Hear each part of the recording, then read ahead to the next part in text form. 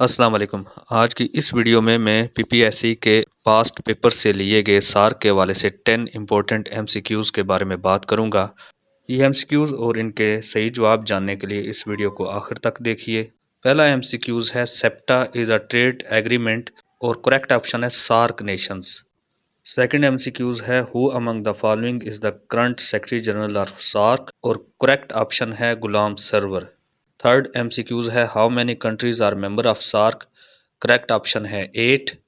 Fourth M C Qs ہے who was SAARC general secretary in 1996 to 1998 from Pakistan, correct option ہے نعیم الحسن۔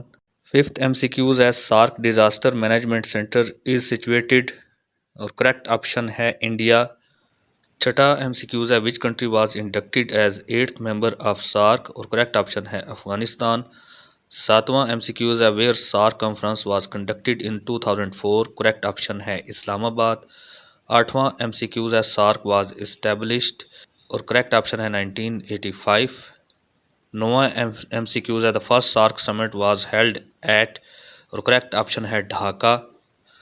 اور 10واں M C Qs ہے the highest literacy rate Umang the SAARC country is ان اور correct option ہے مالدیوز۔ آج کی video میں اتنا ہی۔ مزید اس طرح کی ویڈیوز دیکھنے کے لیے ہمارے چینل کو سبسکرائب کریں، اور اگر آپ کو یہ ویڈیو پسند آئی ہے تو اسے لائک کریں۔